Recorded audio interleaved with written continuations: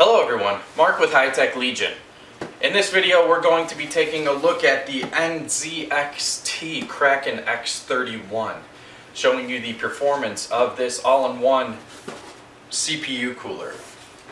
We note right on the front here, nice 6-year warranty from NZXT. We're going to be doing an installation with this cooler, showing you some comparison benchmark numbers, just the kind of temperatures we receive from our Intel 4770K at stock speeds and at a 4.4 gigahertz overclock, giving you some decibel numbers on the fan speeds of this cooler, showing you just what you can expect from it, and also giving you our final conclusion. Stay tuned.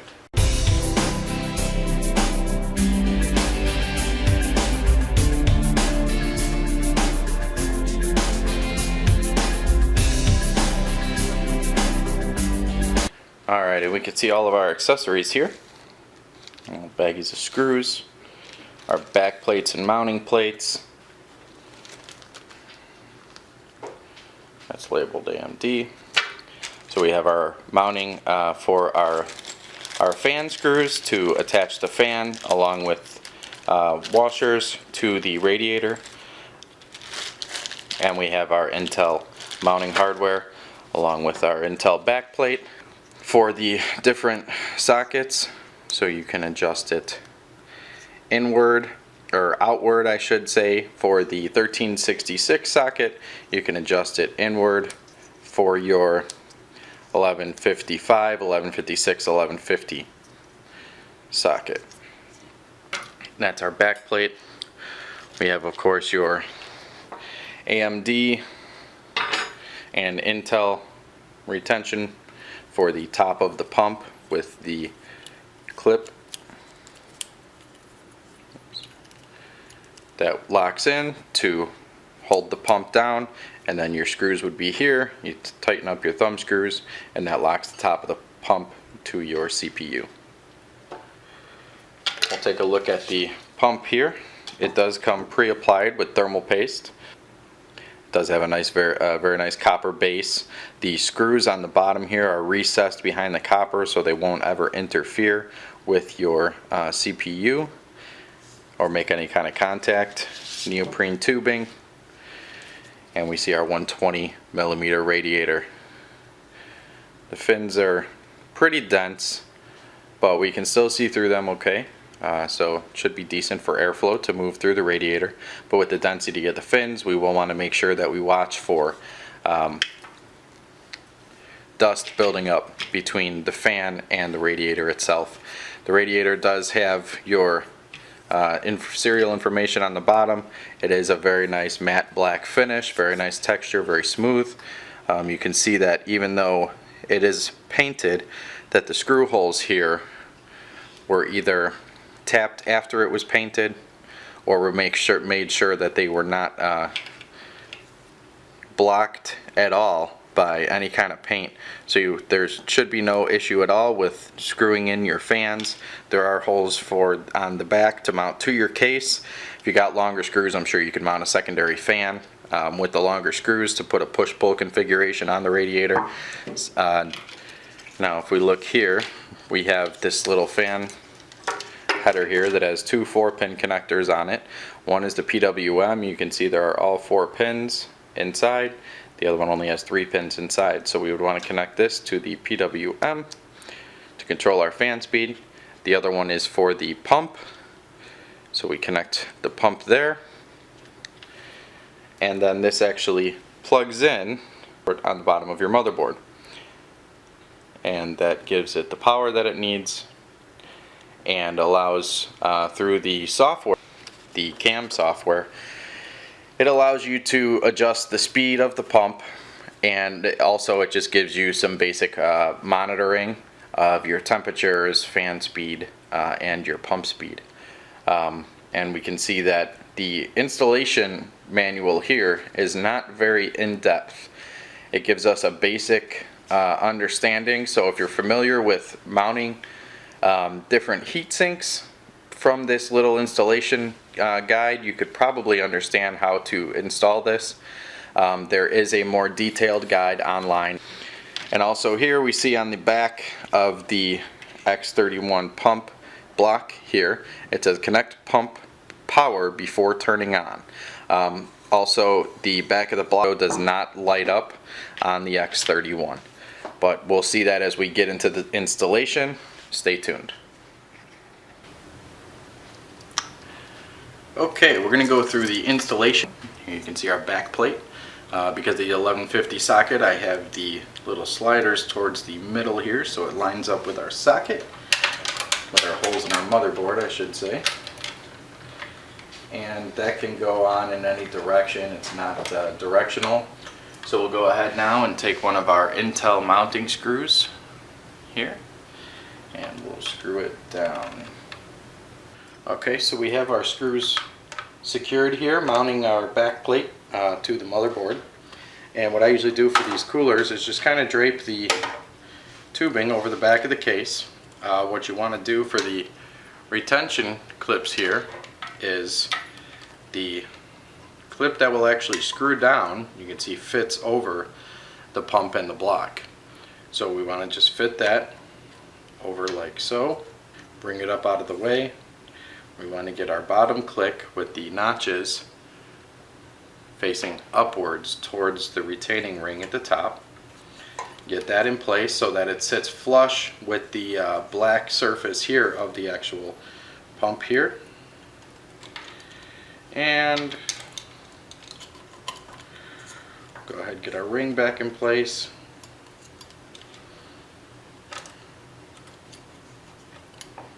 And then the plastic clip just simply locks into our retaining ring.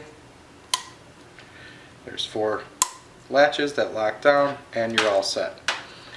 So we'll go ahead and put our bracket down here now. And now you see there's simply your 4 thumb screws that we just go ahead and put onto the screws that are protruding here from what is holding the back plate in place. I usually just put one, each one, not tight, just to where you feel a little bit of tension so that it's actually holding the cooler in place. And then we'll go ahead in an X pattern and tighten these down to securely get a nice seat and also to spread that thermal paste evenly across the processor. So we'll go ahead and get all these in here. And you can see I'm mounting this with all 4 memory slots full. There's no restriction at all, so we don't have to worry about any kind of interference with the memory slots. And now we can see our block is very securely mounted. When you're actually putting in the studs to hold the back plate in place, there's a little bit of play where it seems like, you know, even after you tighten those studs down, the back plate still has a little bit of movement. And that's only because when you asphyxiate this top plate, it will actually secure everything together as one solid unit. So now we're going to mount this on the back of the case. No, just kidding. Okay, we're going to put it on the inside here. And before we do that, because we have the flexibility with this all-in-one and with these with this tubing here, I'm going to go ahead and set it out of the way, and I'm going to get the fan mounted just so that we're not too tight working inside the case here. I was going to mount it beforehand, but I just wanted to give you guys an idea in case you forget to mount it, and now you already have your heatsink locked down. It's very simple just to mount this fan on. You will use the four of these. They actually include 8, so you could mount a fan to the back of the reservoir also. The longer fine thread Phillips screws, they go right through the slot here. And again, same thing with these. I usually just get them started by hand.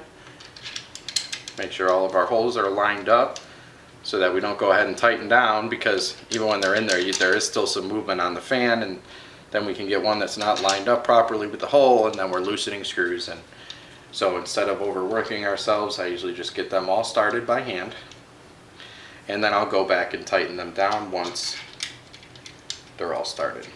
So now we're going to go ahead and put this on the back of the case here, and we'll line up our holes with the holes in the rear of our case, and then the 4 smaller included black Phillips screws. I usually use the 5 1/4 drive bays. to set my screws on, just because it keeps it up out of the rest of the chassis. If you set it on the table, or you don't want to end up dropping screws in the middle of the installation, trying to reach for them, not being able to reach them. So I usually put them in a place where I can easily get to them. Setting them on the table is fine. And we're going to start with one screw, and you can see then it holds the radiator in place. And we go through the rest here. So once that's in, again, the Thermaltake chassis has the rubber, so you can see it still moves a little bit because we have that rubber on the back to prevent from vibration. So now by doing that, by having the tubing on the other side of the processor from where the reservoir is going to mount, it gives us a nice little curve. The tubing is not twisted too tightly. The neoprene is very flexible, so it could even be twisted a little bit tighter than that, but it does stay nicely out of the way. And we have our fan mount here. So we're going to take our pump connector here, connect to our pump plug, our PWM fan,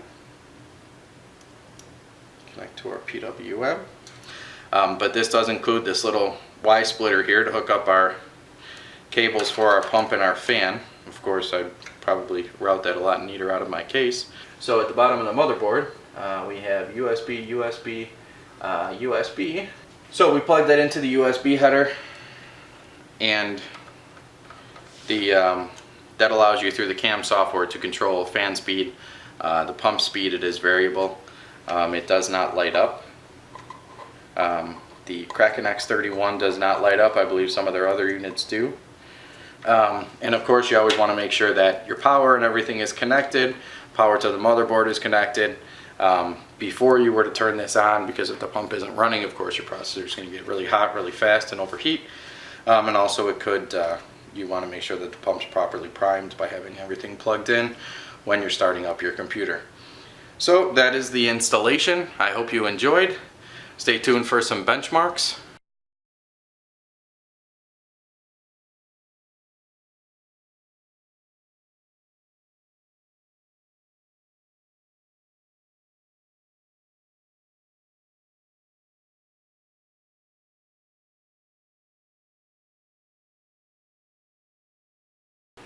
Thanks for watching our video review and installation of the NZXT Kraken X31.